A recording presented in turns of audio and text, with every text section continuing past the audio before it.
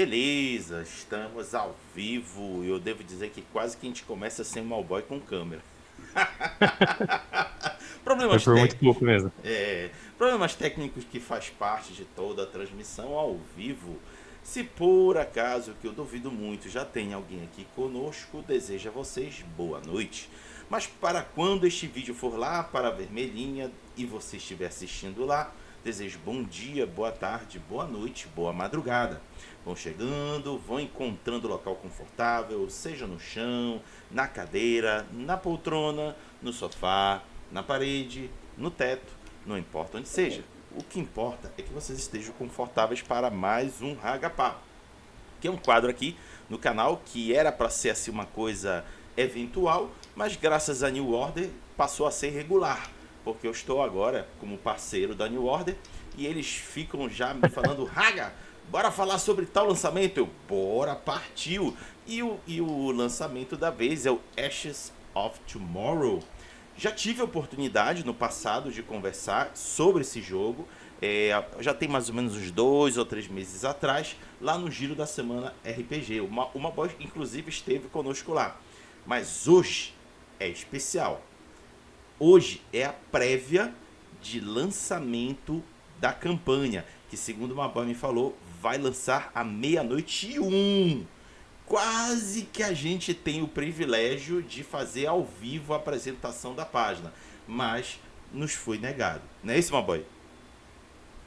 Eu pedi lá, mas falaram, não, realmente tem que esperar meia-noite e um pra gente abrir a campanha oficial. Isso aí. Bom, deixa o cara dar um oi, né? Maboy, diz aí pra galera quem é tu na fila do pão do RPG. Tá, vamos lá. Eu faço parte do grupo da Taverna Online, né, junto com o Alan e com o Victor. A gente tá, né, publicando conteúdo aí desde 2019, acho, 2020. 20 acho que a gente já tava fazendo um tempo já. E, cara, eu sempre fui mais da parte técnica, né, eu sempre fui a parte é, que produzia as lives, os vídeos, as coisas. Mas a gente, no RPG, a gente sempre fazia assim, igual todo mundo que joga RPG, que você joga o sistema exatamente como ele é, e aí você altera uma regrinha para ficar mais parecido com o seu estilo de jogo e tal. É, E nessa de alterar uma regrinha, alterar outra, misturar com outro sistema, não sei o que, quando você vê, você já tá jogando outro jogo. E aí vem aquelas ideias, pô, e se a gente já tá tentando, né, trocou 160 regras do jogo, que tal a gente só fazer um jogo novo, só fazer outras coisas? E aí a gente começou, eu e o Victor, fazer isso. Até que fez sentido, até que a gente falou, cara, realmente acho que é melhor a gente fazer um jogo novo, porque a gente já está jogando uma coisa muito diferente do que existiu em qualquer outro sistema. E aí o Victor, a gente falou, pô, legal, vamos fazer. Guardou na gaveta e deixou lá, deixou amadurecendo ali. Aí nesse processo que estava lá guardado, a gente fez a taverna, começou a produzir conteúdo. Um belo dia o Victor tirou da gaveta e falou, cara, vou voltar com isso aqui. Escreveu lá pra caramba, deu um super gás naquele projeto que estava engavetado. E a gente começou a fazer o Ashes. E é isso, assim, basicamente, né? Muito bom, muito bom. Então, galera, assim, como foi dito ainda agora, a gente não pode mostrar a página valendo da campanha, mas a gente pode mostrar a página de pré-campanha. Isso pelo menos a gente pode, porque é público, né? Já está lá divulgado, tá aí. Recomendo, se você estiver nos assistindo aqui ainda antes da meia-noite, clicar aí no projeto para acompanhar. Mas, se você estiver já assistindo esse vídeo depois do dia 27 de maio, então já o projeto já está rolando e você já pode aí, inclusive, ver o conteúdo da página e avaliar a possibilidade de apoiar o projeto. Mas está aí a página da pré-campanha e diante das circunstâncias que estamos somente com a página da pré-campanha, fui atrás de outras fontes. E aí eu encontrei a página própria do Ashes of Tomorrow, que vocês estão vendo aí. Ah, tem bastante coisa já para vocês já darem uma conferida. Assim, não é uma página muito repleta de informações, mas tem algo que eu considerei muito importante. Tem aqui o grupo no WhatsApp de quem quiser interagir com os autores e quem mais quiser já apoiar o projeto. Mas o que está lá interessante é o Fast Play. Se você quiser ter acesso, é só procurar. Aí eu fui lá na página da New Order, mostrando aqui, ó, fiz serviço de casa, dever de casa, olha aqui. E aí fui lá na página da New Order e lá está o PDF disponível, claro, a R$0 para você poder adquirir. Baixei a criança e aí, o Haga tá todo cheio de troca de páginas. E aí, só esqueci de abrir o arquivo, claro. Deixa eu abrir aqui o PDF para mostrar pro pessoal. Abrindo aqui. Agora sim. Vamos carregar para o pessoal, dar uma olhada aí. Tá aqui o Fast Play de Ashes of Tomorrow. Aí eu te pergunto, Maboy, esse conteúdo do Fast Play, ele tá do jeitinho que vai pra campanha ou já teve alguma mudança? Não, já teve atualização nele. Ele vai, assim que... Acho que, não sei se eles já sincronizaram no site, eles vão sincronizar junto com a campanha, então, do Fast Player novo. Mas mudou pouca coisa, viu? Era mais ajustar algum termo ou outro, alguma coisa assim mais pontual. As regras, o macro ali se mantém. Sim. E ó, galera, isso não é um Fast Play pequenininho, não. Tem 52 páginas. Bora bater aqui o olho. Pô, fazer um Fast Play é um desafio. Eu te falar que você tem que entregar muita coisa para a pessoa ver muito do seu produto, ao mesmo tempo que você tem que limitar muita coisa porque você quer que a pessoa compre, né? Que a pessoa vá lá e vá atrás do produto completo. E aí você fica assim, cara, se eu entrego meia regra, fica parecendo uma regra ruim. Sabe, se eu entrego meio cenário, fica parecendo um cenário incompleto, raso. E aí você fica nesse desafio, assim, a gente chegou nesse e foi o que a gente conseguiu enxugar o máximo aí. Sim. Aqui tá a lista dos autores. O autor é o Vitor. Inclusive, vamos ter o prazer, daqui a algumas semanas, de jogar uma aventura one shot com ele, narrando pra gente aqui no canal. Tu vai estar com a gente, Maboy? Não, infelizmente não. Tu não gosta de mim, né? Ô, tô aqui. Ô, louco. Tô brincando, pô. Tem aqui os coautores, Alan Camilo e Lucas Mahara. Agora, pergunta. Eu vou o Mahara sou eu. Ah, tá. Eu já ia dizer, porra, só te conheço como uma boa. Boa. E temos as ilustrações de Renato e Guilherme. São eles os autores desse tom de azul, preto e cinza? O Alan, ele fez a concept art, né? Então, ele que fez toda a ideação de como seria o livro. Aí, a gente solicitou as ilustrações para os ilustradores dentro desse padrão, dentro do que o Alan planejou. E depois, quando vieram as ilustrações, quando foi montar o livro, o Alan, design gráfico, ele fez todo o design do livro inteiro, né? Toda a diagramação e tudo. Show. Vamos então aqui baixando. Cara, tem conteúdo pra caramba. Olhando aqui o sumário, vocês já disponibilizam bastante conteúdo para quem já quiser ter uma provinha. Eu já vi Fast Plays gigantes. Realmente bem gigantes. Era praticamente o livro todo. E já vi outros bem curtinho, tipo 12, 15 páginas, com o essencial das mecânicas para quem quiser já experimentar.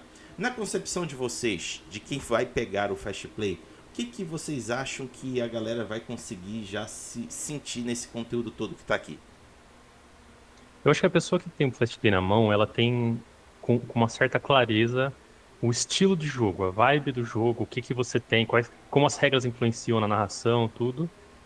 Ao mesmo tempo que tem, como fala, as regras estão limitadas, né? Então tem uma parte ali da regra que dá para você sentir, que dá para você jogar, mas é como, digamos que o Fast Play ele não vai funcionar se você for jogar uma campanha, por exemplo. Mas para um one shot que você vai usar menos regra, menos coisas ali no one shot, você joga tranquilo, sabe? Você tem uma boa, um bom vislumbre do jogo. Muito bom. Tô vendo aqui a campanha. Ó, quem está curioso já sabe que vai ser baseado em PBTA, não é isso, Maboy? Isso. A gente usou a base PBTA, né? Então a gente não usa exatamente o PBTA padrão, como ele vem ao mundo, né? O que a gente fez? A gente pegou o PBTA e a gente fez uma adaptação, porque o PBTA, para quem conhece, né? Como que ele funciona? Ele tem a mecânica de sucesso pleno, sucesso parcial e falha, diferente do D20, né? Que é sucesso e falha só. Ele tem essa questão do sucesso parcial, que você consegue, mas tem uma consequência que não é exatamente o que você estava querendo, né? Tem alguma coisa a mais. E a grande coisa do PBTA é isso, que tudo que você faz tem uma consequência do próprio movimento que você ativou ali. Então, não é assim, conseguiu, beleza, ou não conseguiu, beleza. Tipo, não, conseguiu. Ó, você tem essas três opções aqui que vai acontecer de acordo com o que você está fazendo e tal. E tudo sempre movimenta a história, sabe? Não tem não conseguiu, parou. Não, não conseguiu, então acontece isso, isso e isso. Tipo, já está intrínseco em cada movimento que você faz as possibilidades, sabe? Muito bom. E o que a gente mudou foi que o PBTA normalmente ele é com 2d6, né? Dois Isso. dados de 6. E a gente fez com 3d6. O que muda? Te falar que isso aqui foi. A gente ficou muito tempo em calculadora de dados e tal. Isso é um cálculo chato pra caramba de fazer, mas basicamente é o quê? Quanto mais dados você adiciona na probabilidade ali, mais você puxa o resultado médio pro centro. Então, o que Exato. significa? Quando você joga um D20, por exemplo, é 5% de chance de cair qualquer lado. Cair 1, cair 20, cair 14 é a mesma possibilidade para todos. Quando você joga 2d6, a chance de você cair o extremo, né, que seria 2 ou 12, ela é muito menor do que cair o centro ali, que seria tipo 7, 6.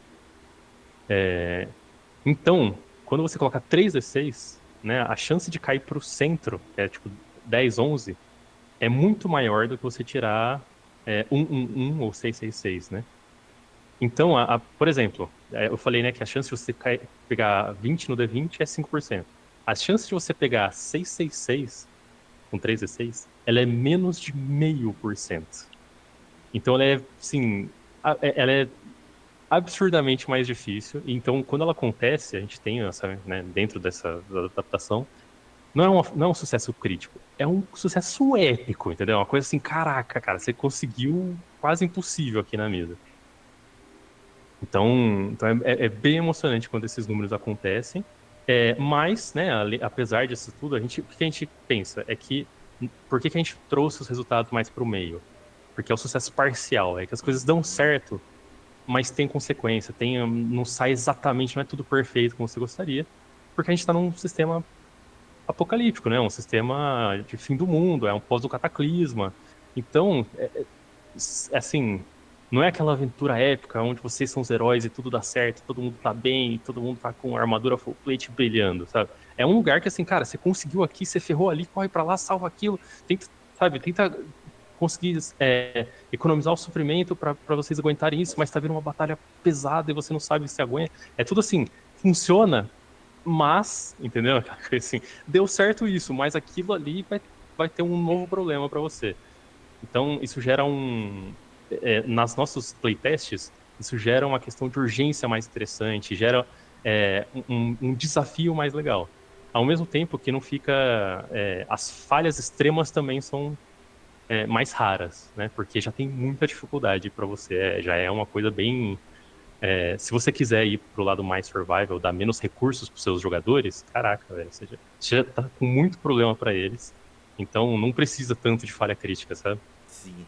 Eu cheguei a jogar um jogo, não estou lembrado agora qual é o nome dele, mas ele emulava um cenário em que a Europa era dominada pelo Império Romano. O Império Romano não caiu, ele continuou sua Uhum. expansão e dominou a Europa toda. E lá no jogo, ele permitia as rolagens de dados através da sua escolha de dados que você queria jogar. Vamos dizer assim, numa composição básica, você podia rolar, era, deixa eu ver, 3D12. Isso, 3D12. E aí você podia escolher em aumentar para 6D6. Olha que interessante. Ou Era diminuir. muita diferença. Mas acontece muito isso que eu falaste ainda agora. Quanto mais dados, mais no meio tu vai ficando dos resultados. Agora, quanto menos dados, você pode conseguir alcançar as extremidades. Era uma escolha de lançar dados de quem rolava. Mas o jogo permitia isso, tu fazer uma gestão de qual dado e ao final rolar. E é exatamente isso que tu falaste ainda agora. Quanto mais dados, dificilmente você vai conseguir alcançar o extremo, porque você vai depender da rolagem de mais de um dado. Diferente de quando a gente tem só um, que as chances são maiores de cair um extremo. E aí, como tu falaste, de fato, para cair um sucesso crítico é épico. Então acreditem, É aquele tipo de resultado que dá vontade de dar um berro e dizer, pega! Não é isso? Não, e tem mais, eu acho que uma coisa que a gente gostou muito é que é o seguinte, quando você começa a fazer os cálculos dele, o ponto principal é, os seus atributos, a sua desenvoltura como personagem, ela faz muita diferença. Assim, muita. Porque quando você tá no D20, você aumenta um pouquinho a chance de uma coisa que já é alta. Uhum. Agora, quando você tá nesse sistema, quando você acrescenta mais dados, um, dois pontos de atributo fazem uma diferença absurda no quanto você vai. Os seus sucessos, as suas falhas. Então, quando você tem, por exemplo, um atributo menos dois, cara, você vai passar, nossa, muito aperto. Só que quando você Uhum. tem um mais três, você, né, sabe, você pode andar sobre as águas ali, de tão incrível que você é. É algo que tem uma diferença muito grande de você. Eu tô falando do sistema D20 que é um mais popular, assim, o Sim. pessoal conhecer. Mas tem uma diferença gritante você pegar um mais dois para um sistema D20 para um sistema 3D6, né? Que é o com base no PBTA. Sim. Tá, até agora a gente só falou de campanha, a gente só falou de mecânica, mas aí alguém deve estar lá no fundo, tá, Raga, mas aí, o jogo é sobre o quê? Realmente, porque a gente tá aqui há quase meia hora, a gente não falou sobre o jogo. Mas, boy, tu pode fazer um resumo pra gente do que o pessoal pode esperar de Ashes of Tomorrow? Tá, vamos lá. O Ashes of Tomorrow é um sistema que ele acontece numa terra após o cataclisma, a nossa terra mesmo, assim, é o nosso cenário, a vida que a gente vive hoje. Só que aconteceu um cataclisma, que esse cataclisma é um meteoro, cai um meteoro no sul do oceano, no Atlântico Sul, né? E isso causa proporções globais. O mundo inteiro sofre com isso. E esse meteoro causa basicamente o fim da sociedade que a gente conhece. Todos os governos caem, todas as religiões se dissipam, né? As pessoas acabam perdendo a fé em tudo. É, como o meteoro ele cai no sul, a, todo o hemisfério sul ele acaba sendo muito mais afetado, ele acaba sendo muito mais devastado pelo acontecimento. Virando uma terra assim inóspita, sabe? Ruínas em cima de ruínas. E já, né, quanto mais ao norte você vai no globo, menos a destruição afetou, né? Vamos falar que não afetou, porque realmente é uma proporção assim, de 90% da população global pereceu nesse acontecimento, e o nosso cenário ele se passa 2 anos depois desse acontecimento, onde a Terra já mudou muito, as coisas já mudaram muito. O que acontece? Esse meteoro, né, você pode sim ir para uma coisa mais realista, sobrevivencialista e tal, e enfrentar isso. Só que esse meteoro também trouxe elementos novos para o mundo, né? Que traz a questão da fantasia. Então, ele traz o ótrio, é um cristal que ele se comporta como um fungo, ele tem muita. Ele se relaciona muito bem com matéria orgânica, então é meio até estranho. É um cristal, ele é duro, você vê ele como um cristal, só que ele vai se espalhando, ele vai se ampliando por aí, né?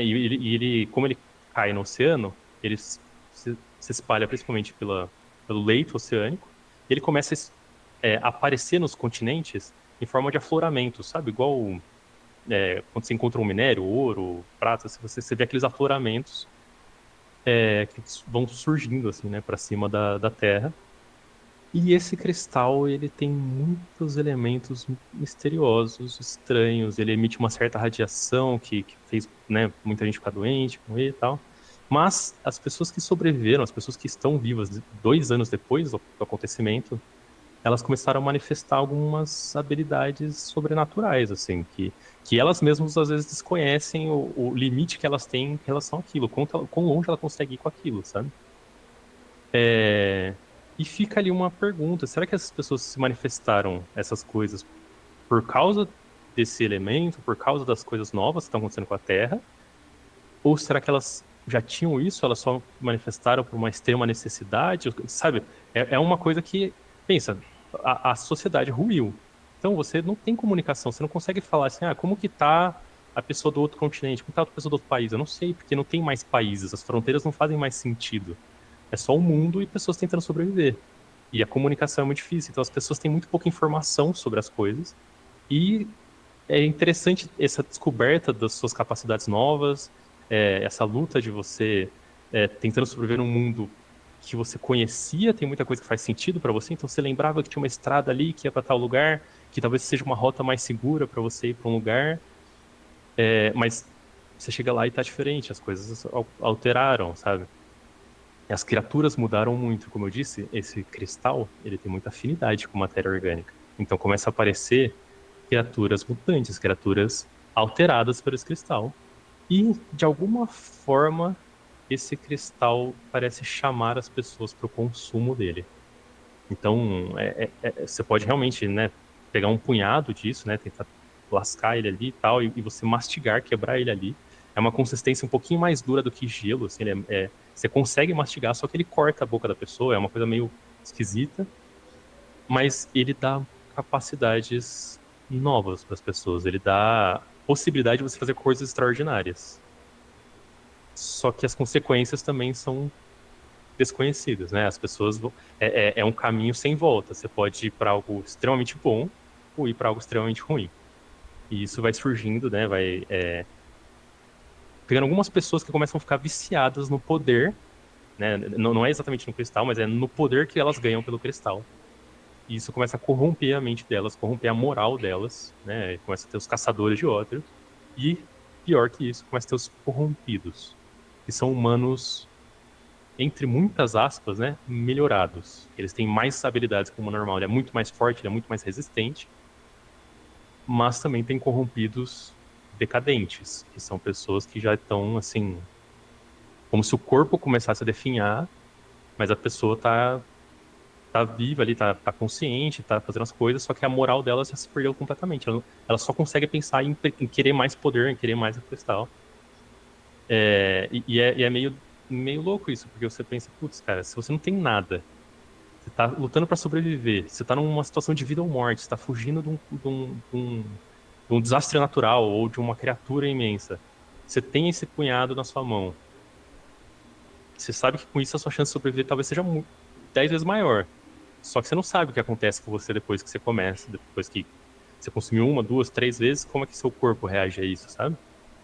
Então é bem interessante essa dinâmica de sentimento conflituoso, de algo que pode ser a sua salvação e algo que pode ser a sua ruína ao mesmo tempo ali.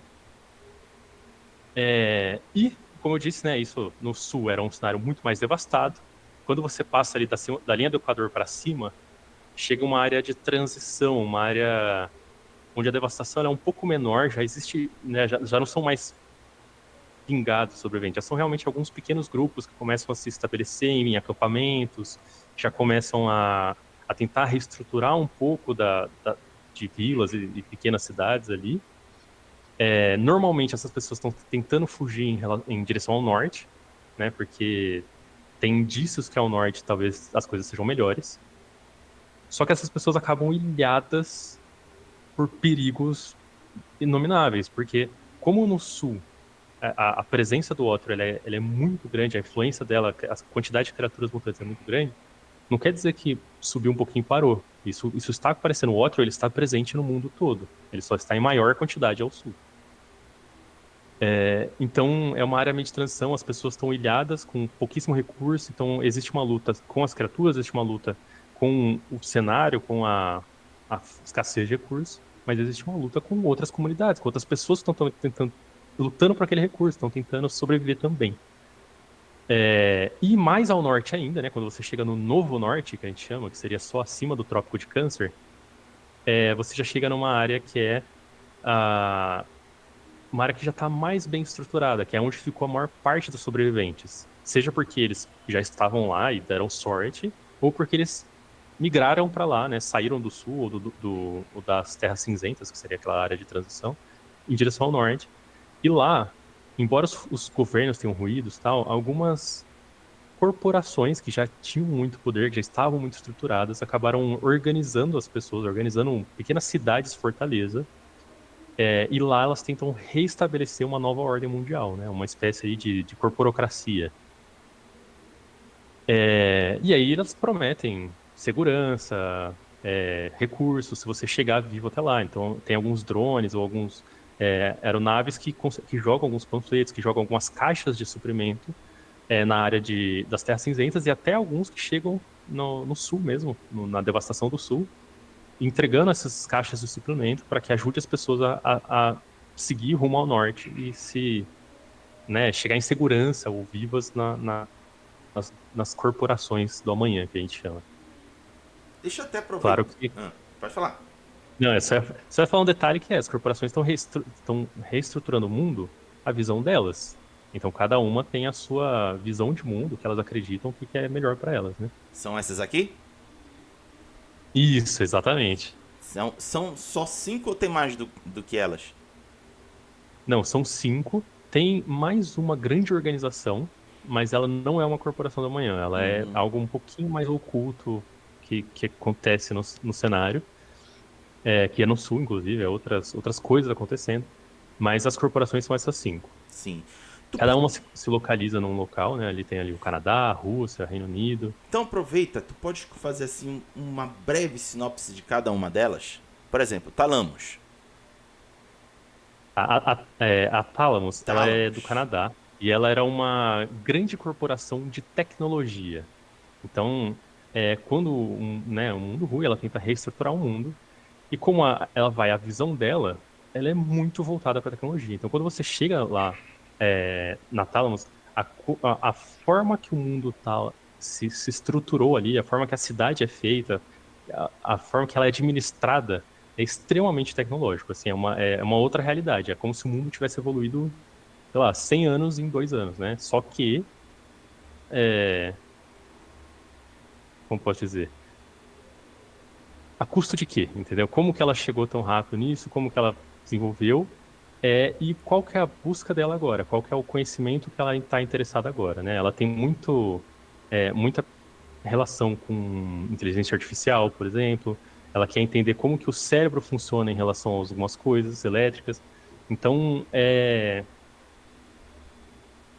interessante esse avanço tecnológico e como ele é usado na Thalamus. E o Otaiska, não é isso? É o Trisca. Trisca, eu Altrisca, parece ela um A era. isso aí. Não, desculpa. Mas a Altrisca, ela era uma indústria bélica, então ela tem uma coisa militar muito forte, né, um militario como foco dela. Então ela tem uma crença muito grande que os fortes sobrevivem, quem se mostra apto à sobrevivência merece a sobrevivência, e coisas assim. Então, uma indústria bélica, num meio de lugar, né, num mundo onde não são só animais, mas sim criaturas monstruosas, monstros com poderes sobrenaturais, a melhor coisa de você ter uma proteção de uma indústria que tem muitas armas, que sabe lidar com isso, que está acostumada, entre aspas, né, a lidar com conflitos armados e tudo mais. E ela é um pouquinho mais rígida, porque ela veio nessa questão mais militar, ela é um pouquinho mais. Não é tão flexível às novidades e coisas assim, ao mesmo tempo que ela também reconhece os novos poderes, as novas é, formas de ser, de lutar, entre aspas, né? Temos aí também o Eyes of the Kingdom. Esse me parece um pouco mais clássico, não é isso? A Eye of the Kingdom, ela é uma indústria voltada para vigilância, ela também tem um pé ali no bélico, mas ela é principalmente uma indústria de vigilância, né? Então, é, é aquelas mega corporações que têm um poder de controlar o mundo, de vigiar as coisas que estão acontecendo, às vezes melhor do que governos, né? Você tem os satélites muito mais eficientes, você tem câmeras com então todas as ruas com muito mais tecnologia, muito mais capacidade, ela consegue ver tudo que está acontecendo em todo lugar ao mesmo tempo, sabe? Então, como ela já era uma indústria é, de, de vigilância, os clientes da Eye of the Kingdom, eles foram, assim, muito bem assessorados pela Eye of the Kingdom, porque já tinha os bunkers, já tinha as coisas, já tava falando, olha, você tem para onde fugir, você já tem plano A, plano B, plano C para sobreviver. Só que, assim, os clientes delas estavam muito bem. E aí, depois que tudo aconteceu, as outras pessoas também precisam estar em segurança. E aí ela começa a tentar reestruturar o mundo, a visão dela, a esse cuidado extremo com a segurança e tudo, com as pessoas, né? Vigilância, quem está fazendo o quê, tem muito uma pegada às vezes, né, você pode jogar uma aventura na Epic Kingdom muito mais uma questão de espionagem e tal, que tem esse olho em todo lugar. né, privacidade é uma lenda quando você está pensando em sobrevivência, ou realidade, né? Então, assim, eu acho que dá um vislumbre geral da Epic Kingdom. Sim. Antes de a gente continuar para as outras duas, deixa eu só registrar aqui a presença do Tarostar, do Oblitai. E quem é que tá aqui comandando o perfil do Taverna Online? É o Alan. É o Alan? Fala, Alan. É o Alan, nosso social media. Bacana. Inclusive, o Alan comentou aqui o seguinte, que cada corporação aqui do jogo é uma face de fascista no jogo. Imagino eu que eles que vão ser o pé no calo dos personagens, né? É aquilo assim, quando você se envolve com as corporações, tem que pensar que elas são, tem um jogo político acontecendo entre Sim. elas e a população e tudo. Então, quando você se envolve com elas, você vai se envolver com questões éticas complicadas, para dizer o mínimo, assim, sabe? Elas vão dar segurança? Vão. Mas é de graça essa segurança? Ah, elas vão te dar recurso? Vão. Mas é de graça esse recurso? Quanto recurso ela vai dar para quem ela vai dar esse recurso, sabe? E como ela conseguiu esse recurso, sabe? Se ela tá criando um novo mundo, se ela tá criando uma nova ordem mundial, será que ela está disposta a dividir esse poder? Será que ela está disposta a- será que ela vê as outras corporações como ajudantes para todo mundo criar né, reconstruir o mundo? Será que ela vê como concorrentes da nova liderança mundial? Como que ela enxerga isso? Como que ela lida com isso? E cada uma delas tem uma postura muito diferente da outra. Assim, cada uma delas tem, por mais que, como ela falou, nem, todas elas têm alguma coisinha complicada, né? Assim, como elas já eram fortes no mundo pré-cataclisma, né? Então, assim, como que elas ficaram fortes no mundo pré-cataclisma, sabe? Sim. O... Tem um filme que eu vi no passado que é do Romero, que já é um mundo super avançado de apocalipse zumbi e algumas comunidades começaram a se formar em torno de corporações. É bem interessante essa ideia de uma corporação em que ela ditava as camadas sociais. Imagino eu que deva ser isso, né? Cada uma delas deve ditar quem é que fica em cima e quem é que fica embaixo na hierarquia. Seria assim dentro do jogo? É exatamente isso. Pensa que a corporação, ela é o novo governo. Sim. Então, é como se você tivesse só um exemplo de corporações da vida real, não tem nenhuma relação com corporações do jogo. Vamos supor que o governo agora, em vez de ser Brasil, Estados Unidos, Canadá, União Europeia, vai ser Google, Facebook, são as empresas que estão tomando. E aí, como que. um- Apenas uma referência, apenas um exemplo, não tem nada a ver com o jogo, só, né? Deixar esse disclaimer, pode ser? Como que o Pode. Google governaria o mundo? Como, sabe? É Aham. isso, é uma corporação. Então ela vai seguir as regras dela. Ela não tem que seguir a regra do seu governo, porque, como eu disse, as fronteiras de países não fazem mais sentido. As pessoas deixaram de se identificar como país X, país Y, porque os países se foram, né? Assim, aquilo que mantinha aquelas pessoas unidas se foi. O que mantém as pessoas unidas agora é sobrevivência. Quando você junta num acampamento, quando você chega numa cidade e você se mostra útil, as pessoas te ajudam e as pessoas compartilham recursos, e isso mantém as pessoas unidas.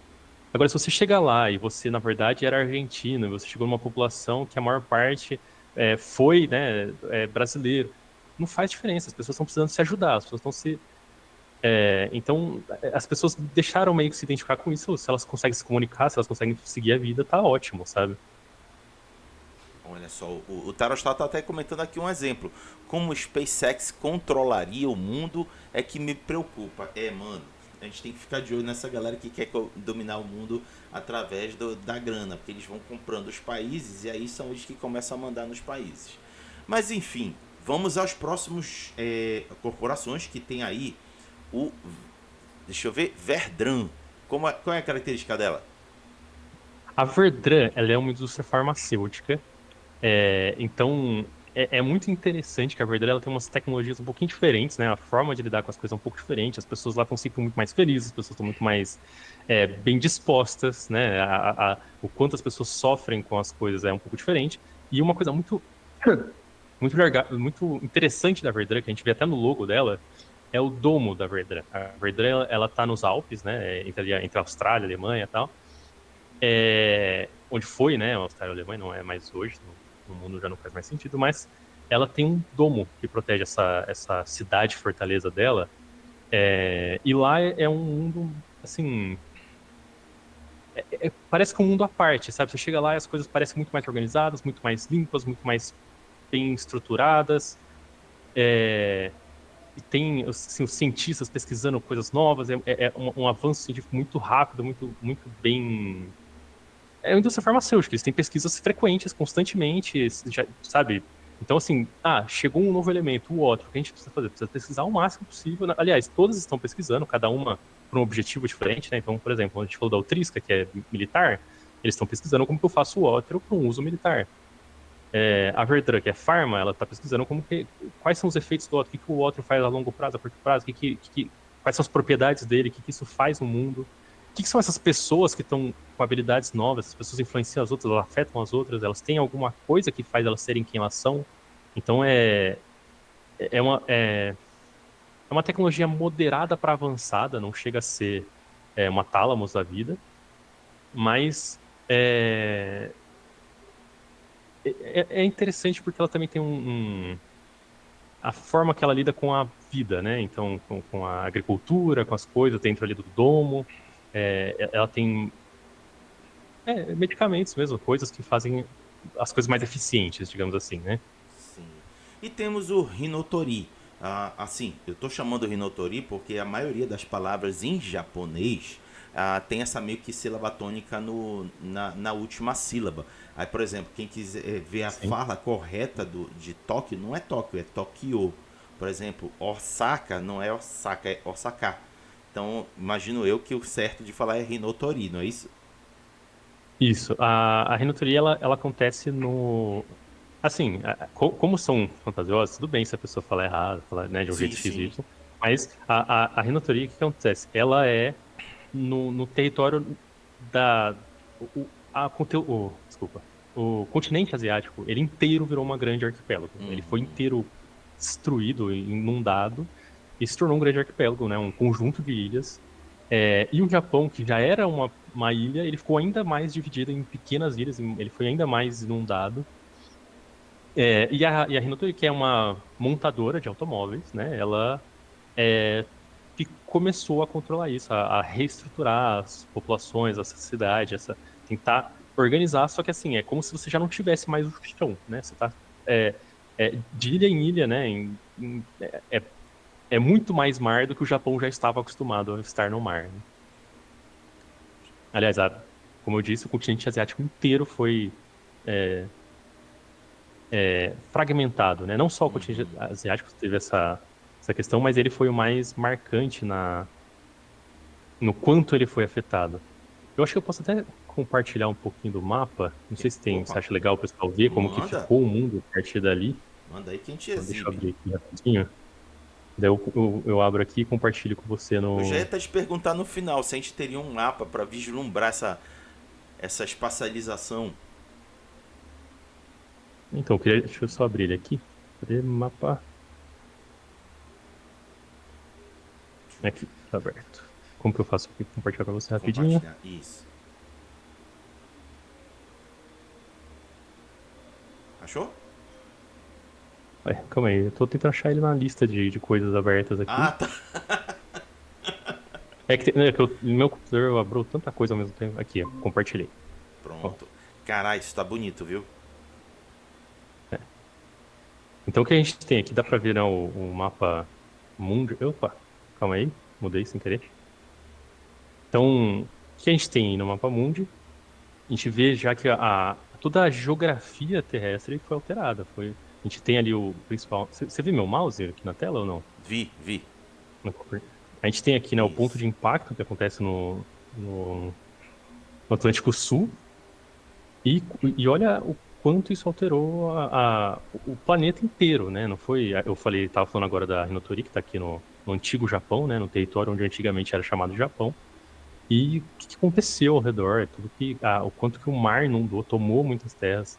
Aqui a gente tem a Cordilheira do Atlântico, que a gente chama, que é toda a costa brasileira e até na verdade toda a costa da América do Sul ela levantou, ela teve assim, né, um paredão gigantesco. Então, quando você chega, o que eram as nossas praias, é um grande abismo, é um grande, como fala, você se joga pro mar, né? É uma coisa gigantesca ali. Então, mudou muito o mundo que a gente conhece, as coisas que a gente esperava ver, né? O quanto isso afetou é absurdo. Não é à Assim, toa que deixa eu a aproveitar e te Organização perguntar, já Mundial que tem esse excluiu, né? impacto geográfico gigantesco, imagino eu que afetou completamente o clima e as estações. Isso vem descrito no jogo? Afetou. Sim, o que acontece é que agora a quantidade de desastres naturais que a gente tem é muito maior. E é Uhum, muito imprevisível, assim, né? Como a gente, entre aspas, a gente estava acostumado. Por exemplo, se a gente está falando da área do Japão, eles sabem quando vai ter um tufão, eles sabem quando está uhum, vindo, né, furacão, uma coisa. Eles têm uma previsão, uma previsibilidade que a gente tem. Agora, pensa que você não tem mais isso. Você não tem essa, essas tecnologias fáceis para você, porque o mundo está lutando por comida, sabe?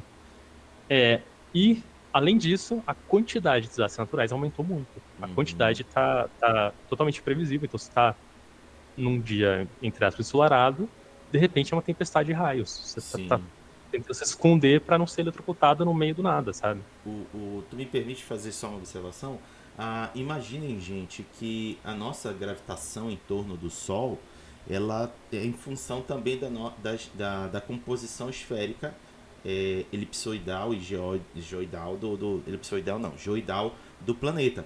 Então, existe um centro gravitacional que faz com que ele fique girando completamente. Agora, imagina uma interferência como essa no planeta, a série de mudanças que vai acontecer e, fazendo como o Maboy acabou de explicar, tornando completamente imprevisível qualquer coisa, uma tempestade ou um terremoto. Isso pode ser muito bem explorado numa aventura. Imagina.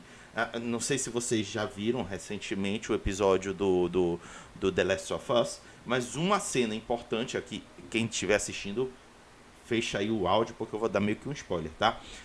A personagem está indo atrás de uma figura que ela quer se vingar e tá uma tempestade violenta em Seattle. Imagina isso sendo utilizado no Ashes of Tomorrow, ou seja, uma eventualidade climática completamente diferente do que a gente vive, porque o planeta está desestabilizado e o seu personagem ou conjunto de personagens tendo que cumprir uma missão importantíssima, como por exemplo obter o material que é de grande interesse agora nesse cenário, que pode salvar vidas, inclusive. Olha só que interessante, isso pode ser muito bem explorado. Nas aventuras que vocês já idealizaram para esse cenário, cabe isso? Sabe muito isso. Tem uma coisa que, assim, vamos já entrar um pouquinho nas mecânicas do Aham. jogo, nas regras do jogo. A gente comentou um pouquinho da parte dos atributos, como rola os dados e tal, mas tem algumas regras do jogo que uma cabe muito falar nesse momento, que é a corrida contra o tempo. O que acontece? Quando a gente vai jogar, tem um cronômetro acontecendo. Assim, a gente vai começar a jogar agora. Começou, vou começar a narrar a primeira cena. A gente coloca um cronômetro de 1 hora. E a cada 1 hora acontece um evento temporal aleatório. O que significa aleatório? Quer dizer que nem o mestre sabe o que vai acontecer daqui a 1 hora. E esse evento temporal pode ser. Tem né, 6 listas de eventos possíveis. Então você joga os dados para ver o que vai acontecer, qual lista você pega e o que dentro dessa lista vai acontecer. Então, esse evento temporal aleatório pode ser, como a gente falou, desastres naturais, pode ser encontros, pode ser coisas positivas, inclusive. Você pode até achar recursos novos, pode aparecer coisas boas para você, aliados aparecerem, coisas assim. O que acontece? Com a queda do meteoro, esse meteoro ele foi por muito tempo chamado, né, de absinto, porque tinha uma passagem na Bíblia que cairia um meteoro, absinto e tal. Então, algumas pessoas já se comunicam como o meteoro absinto, né, que trouxe o apocalipse e tal. Por mais que as religiões acabaram se dissipando, né, porque não era mais possível juntar as pessoas para fazer os cultos, os ritos e tal. E muita gente perdeu a fé, né? Quando você vê o mundo acabar, é muito difícil você manter a sua fé. É, o meteoro ele teve um impacto tão grande na Terra, que a própria realidade ficou instável. Caramba. Então, algumas coisas sobrenaturais, algumas coisas muito estranhas e difíceis de explicar acontecem. E tem, quanto maior a presença de ótrio na região que você tá, maior o nível de distorções da realidade que você vê acontecer, que você pode presenciar. E tem algumas regiões que têm tanta presença de ótrio que elas se tornam pontos de distorção. E lá, a realidade ela é muito mais instável. Lá as coisas são muito mais difíceis. Mas também acontecem muitas coisas interessantes. Quando você falou das aventuras que a gente idealizou, né? Muitas aventuras podem ser feitas simplesmente você pegando relatos de um ponto de distorção e você indo até lá para investigar isso, você indo até lá descobrir o que é isso. E cada ponto de distorção você tem desafios que você vai enfrentar ali, né? Você pode literalmente entrar num ponto de distorção e ver o que acontece, como você faz para sair, o que você traz para fora quando você sai de lá, sabe? Então, por exemplo, tem um personagem do Fast Play que você tá aberto, você tem as fichas prontas, né? Vou já Tem um falar. personagem que é o Matheus. O que acontece? Ele é um sobrevivente, ele é do Brasil, ele viu o momento da queda do meteoro, ele viu o raio o raio não, né? Fala, o rastro no céu e, tipo, viu o início de uma explosão e apagou. Quando ele acorda, pensa, ele estava no Brasil, costa brasileira. Quando ele acorda, ele já estava em outro lugar. Ele nem sabe que continente ele está mais, porque essa distorção da realidade fez ele estar num lugar que as pessoas já não falam o idioma dele, ele não sabe o que está acontecendo. Com o tempo ele entende ali que ele está ao norte, né? Já está ali talvez no limite entre Terras Cinzentas e Novo Norte. E ele começa. Ele não faz ideia como ele chegou ali. Ele não faz ideia como está o lugar que ele estava. Não sabe como aquela costa mudou, entendeu? Então, essas distorções de realidade geram ganchos narrativos muito interessantes. E como eu disse, às vezes nenhum mestre sabe o que vai acontecer a partir dali, sabe? Muito bom. Então, aproveitando que a gente está falando de personagem, uma das coisas que me chamou a atenção na ficha é essa composição de pontos nessa circunferência. Me lembra muito as estatísticas que eu via nos jogos clássicos japoneses. Eles gostam muito de meio que fazer em torno de uma composição de várias características em que os seus pontinhos vão flutuando mais para um lado ou para o outro. Tem algo a ver ou foi realmente original aqui? Não, a gente pegou muita inspiração desses jogos, né, de RPGs, né, os JRPGs, que você construía a sua build nessas esferas, né, que ia formando essas geometrias dentro das esferas. E aí foi o Alan, né, como eu disse, fez toda a composição gráfica e ficou muito incrível isso. Sim, E é ficou. uma forma lúdica e clara, assim, quando você vai vendo ela é muito mais, não sei, parece mais natural de usar do que aquelas listas que você fica tentando entender o que é a lista, sabe? Assim, Uhum. é gostoso de jogar com ela. E aí, no caso, as quatro características importantes do jogo é inteligência, sobrevivência, espírito e corpo. E aí todo o resto de ações se É resume a esses influência. quatro, é isso? É, influência, Influência. sobrevivência, espírito e corpo. Sim, esses são os atributos. E o que acontece? No PBTA, né, na base de PBTA que a gente trouxe, você não pede rolagem para o mestre. Você não fala, mestre, eu queria fazer um teste de tal coisa. Isso não existe no PBTA. Uhum. Então, o que você faz? Você só narra o que você está fazendo. Você só faz. Faz o que você quer fazer. Ah, eu quero escalar ali. Então, você vira pro mestre e fala, mestre, eu estou escalando aquilo ali, eu vou subir ali, eu vou fazer tal coisa. Então, você chega numa cena e fala, eu quero fazer um teste de investigação. Não, você investiga. Você vai atrás, você procura. Eu quero, sei lá, levantar as coisas e ver o que tem embaixo para ver se eu acho a pista, a coisa que está escondida. Você faz as suas ações e se nas suas ações, no seu roleplay, couber um movimento, né? São 13 movimentos básicos, Uhum. e aí tem os movimentos de personagem e de combate. Se couber um movimento, o próprio mestre, ou até mesmo outros jogadores, podem falar, cara, eu acho que isso aqui cabe um movimento de investigação. Isso cabe um movimento de atletismo, de sobrevivência, de teste, como fala, aptidão com agilidade, aptidão sobrenatural. Você pode... São os movimentos que você... desculpa, eu misturei uns 5 movimentos aqui, mas o ponto é, a pessoa, na hora que você tá narrando, é muito bom isso para jogador novo, porque o jogador novo, ele não tem que saber nada disso. ele só tem que fazer o que ele faria. O que seu personagem faria? Cara, eu ia tentar investigar aqui, eu vou tentar procurar as coisas, vou abrir as gavetas, vou virar as casas. Então, beleza, isso é um movimento de investigar, isso é um movimento de procurar. Faz pra gente um procurar, então. E aí ele vai lá e faz o teste, né? Então é o famoso, para fazer algo, faça algo. Então, quando você tá no roleplay, você não se preocupa com as regras, com as mecânicas. Você faz o seu roleplay. E aí deixa que as outras pessoas que estão fora da cena te guiam sobre o que você tem que rolar, o que você tem que rolar, que atributo que é, sabe? Você só faz. Então é muito fácil você jogar com galera nova, porque a pessoa vai começar, você fala assim, cara, ó, vamos aqui, criou o personagem, bora jogar. Mas e as regras? Cara, só faz, só joga. Porque no decorrer você vai entender tudo muito facilmente, porque é intuitivo. Como que eu faço pra procurar? Você procura. Como que eu faço pra escalar? Você escala, sabe? Tipo assim, e aí, claro, vai ter consequências, você conseguindo ou não. Você pode ter uma consequência parcial de você conseguir algo, mas derrubou algo nessa sua escalada, deixou algo para trás. Você conseguiu atravessar o rio, né, que estava agitado, só que você chegou lá sem sua mochila de suprimentos. Ela tem consequências, coisas. Mas para fazer, você só faz. Você não precisa. Mestre, eu posso rolar tal coisa? Não existe isso. Você só faz, só Uhum. vai. Só interpreta e tá tudo certo, sabe? Muito bom. Bom, agora a gente está indo para os finalmente aqui do nosso bate-papo. Aí agora vou me virar para ti, Maboy. Lembrando, gente, inclusive o Alan disse aqui no chat pra gente. Não se esqueçam, à meia-noite, aí o Maboy já me especificou, meia-noite e um, a página da campanha estará aberta para vocês começarem a apoiar. Então, vou deixar aqui na descrição do vídeo. Daqui a pouco aqui no chat jogo aqui para quem está acompanhando a gente da pré-campanha, que deverá se transformar em campanha. Mas quem estiver assistindo a vermelhinha já vai ter o link da campanha propriamente dita aqui embaixo. Só clicar, deem uma olhada nas possibilidades e verifiquem se vocês podem apoiar o projeto. Lembre-se que é um jogo nacional, com produção nacional.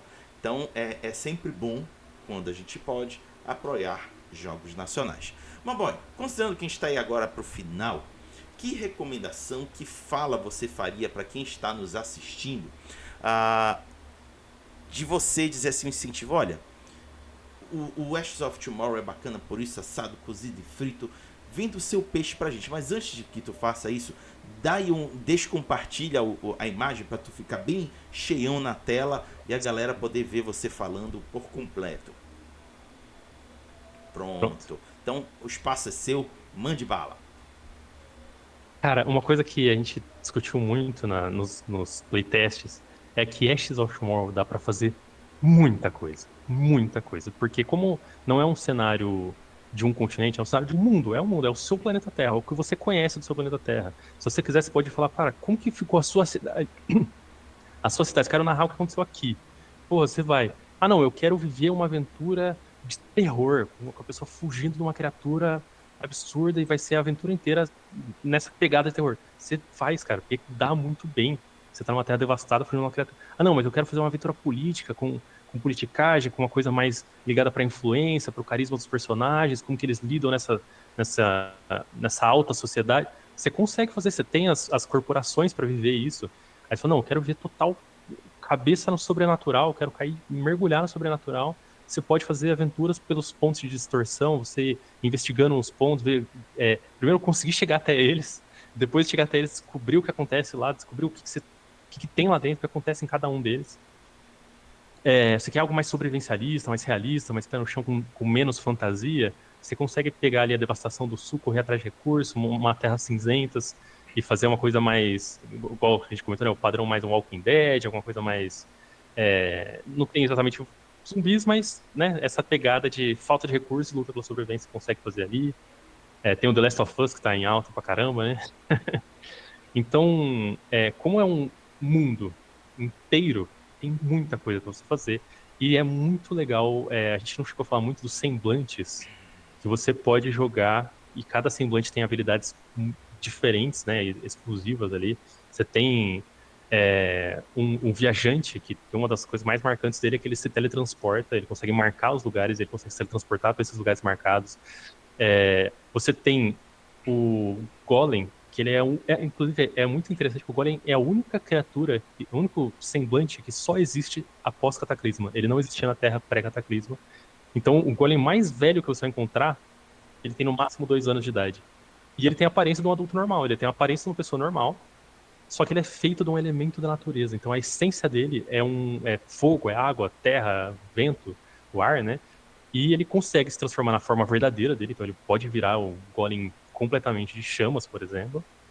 Mas no dia a dia, no padrão, você talvez nem reconheça que ele é um Golem, você nem saiba que ele é uma criatura sobrenatural. Talvez você perceba alguns traços pela inocência que essa pessoa parece ter, a falta de conhecimento do mundo pré-cataclisma, você começa a desconfiar.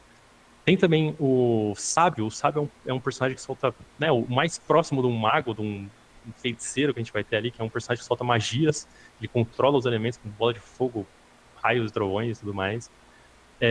E um dos mais interessantes é o Herdeiro. Sim, você pode jogar de herdeira. E o herdeiro ele vai ter tanta coisas materiais, né? Você pode realmente herdar coisas materiais, mas o principal é o seu despertar. Você desperta um poder único, um poder que é só seu, que é só uma referência muito bom. Que uma vez a gente estava jogando uma mesa, o jogador falou: Caraca, é isso? A gente falou: faz todo sentido. Que é como se fosse um X-Men. Você tem um poder que é só seu, que despertou em você e você consegue. Você não tem ainda total noção do que você é capaz de fazer, mas você está aprendendo sobre esse poder novo que é seu, sabe? E é único. Então, assim, cada jogador que for jogar de herdeiro vai ser um herdeiro diferente, vai ser um poder único. Você pode jogar uma mesa com 5 herdeiros e ser 5 gameplays completamente diferentes uma da outra. Tem um artista também, então uma pessoa que é mais meta, né? O artista ele tem muitas pegadas, ele é um contador de histórias, ele pode ser uma pessoa que conta uma mentira muito bem. Só que se ele conta tão bem que as pessoas acreditam, as pessoas olham para ele e falam, cara, isso realmente aconteceu. Uma das coisas que ele contou acontece de verdade. E às vezes ele não controla o que acontece. Tipo assim, ele conta uma mentira, ele fala assim, nossa, eu cheguei aqui enfrentando desafios incríveis e eu enfrentei um monstro horrível que está me seguindo há dias. É tudo mentira. Eu peguei o elevador, cheguei aqui, pá. Só que eu contei essa história tão bem, te envolveu tanto, você acredita. E esse monstro agora está me seguindo, sabe? Ou pode ser outras coisas também. Eu posso contar de um incrível item mágico que eu consegui. Eu abri minha mochila e esse item tá lá. E eu falei, eu nunca vi esse item na vida, mas eu contei a história tão bem sobre ele que ele tá aqui. Ou até algumas mecânicas legais, que é se você fizer o mestre dar risada, você ganha bônus na sua Solaria, sabe? Tem algumas coisas assim. Eu acho que é isso, acho que tem muita coisa.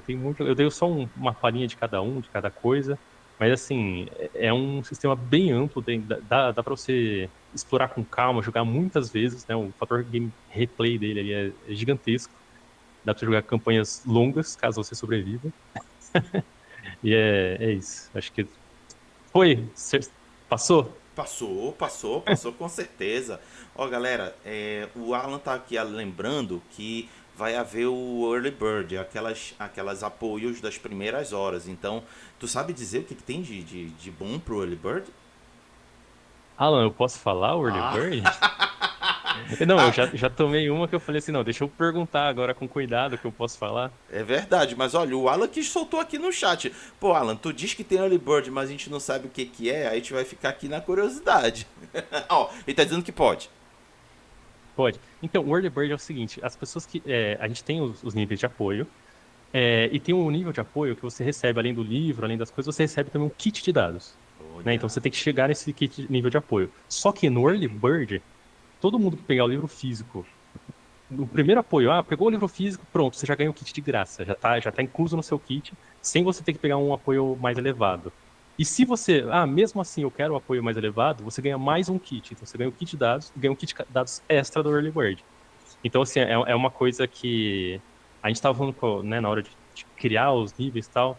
Dava pra dar um descontinho no Early Bird, mas era uma coisa assim, não era tão empolgante, era muito pequeno, né, o quanto que podia mexer ali na questão dos valores. Pô, mas a gente já vamos fazer algo que é legal, algo que vem junto, né? Às vezes a pessoa, ela quer ter os dados, mas é um nível de apoio muito grande. Se ela pegar no começo ali, ó, Early Bird pegou, já garantiu dela. E se ela pegar mais de um, né? Se ela pegar um nível mais elevado, ela já ganha um bônus, um extra. Um kit com 3d6, né? Como a gente diz, nosso sistema ele acontece com 3d6, e são 3d6 personalizados para o sistema, né? Então eles têm toda a cara do cataclismo ali, preto e azul que a gente comentou mais cedo da arte do livro todo. Muito bom.